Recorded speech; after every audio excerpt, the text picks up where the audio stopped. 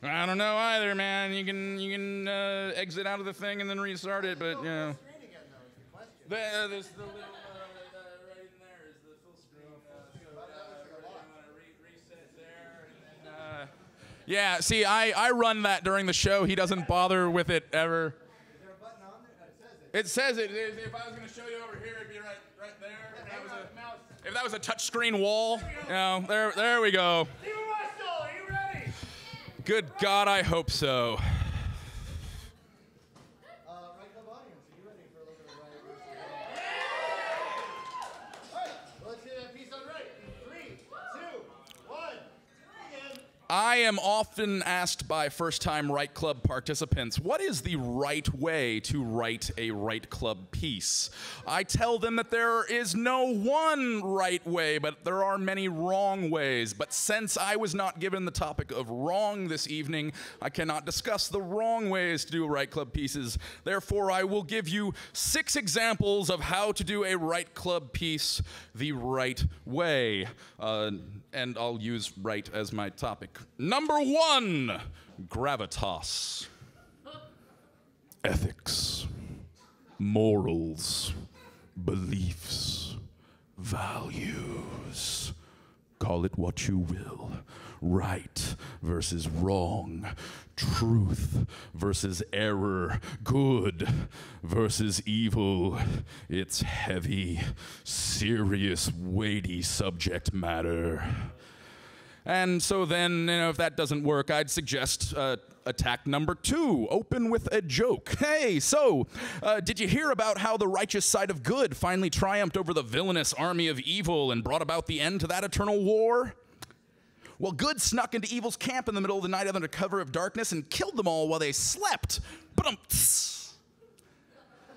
And if that gets a laugh of any type, expand it into 7 full minutes. Attack number 3. How about a slew of unattributed quotes spanning several centuries of human wisdom? Right is right, even if no one is doing it. Wrong is wrong, even if everyone is doing it. For no man who would be a man should be a nonconformist. More evil gets done in the name of righteousness than in any other way. Therefore, the first ingredient of being wrong is to be one who claims to be right. If you were to say that there was no such thing as morality in absolute terms, then child abuse is not wrong. It just isn't what you're into.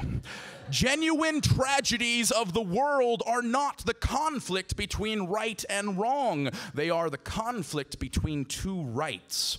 Perhaps, therefore, it is better to be irresponsible and right to be responsible and wrong. That last one was Winston Churchill. 4.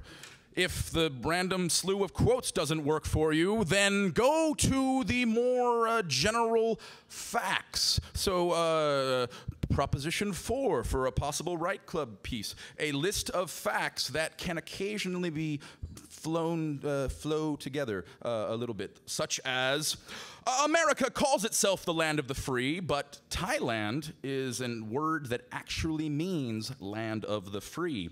And the word Croatia literally means Thailand, because the Croat, or the cravat, was the forerunner of the modern necktie, which was brought into Parisian fashion by the Croatian mercenaries who were serving under Louis XIII in the 1630s. And by the mid-1700s, the British metrosexuals of the time were all wearing long, flowing cravats, and they co-opted the British, they co-opted the Italian label for a boorish fool, the mascherone, which they bastardized in English into macaroni, which is why we mocked the British military officers in Yankadoodle Dandy with stuck a feather in his cap and called it macaroni.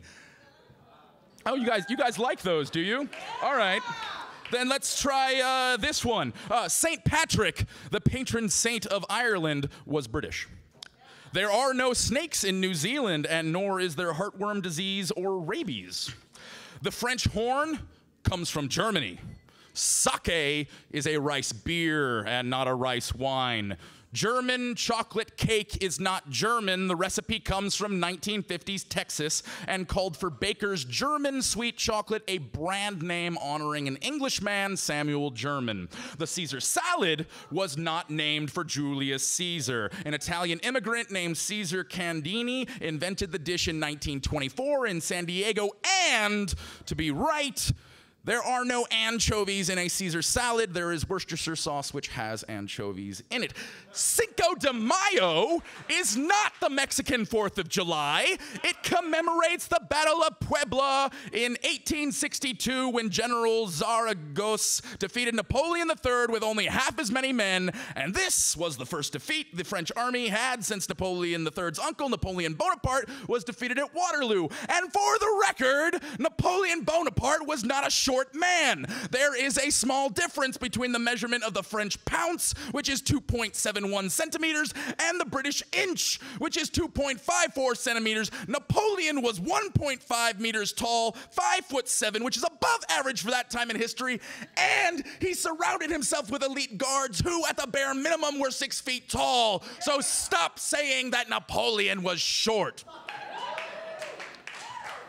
And if a onslaught, aggressive slew of facts doesn't get you by, may I recommend the final approach to writing any Write Club piece, which is to throw paper out the window, to turn to the audience as volunteers, and to attempt to improvise something akin to stage magic.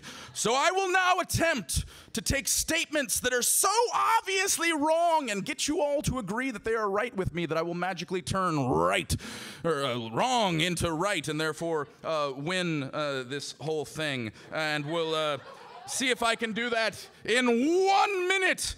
Ladies and gentlemen, what is half of 8?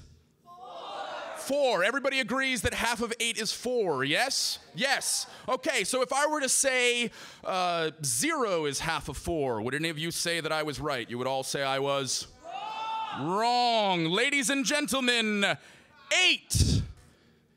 cut in half. 0. Would anybody now say, when I say, is 0 half of 8, that I was right? Ladies and gentlemen, 3 is half of 8. Am I right or wrong?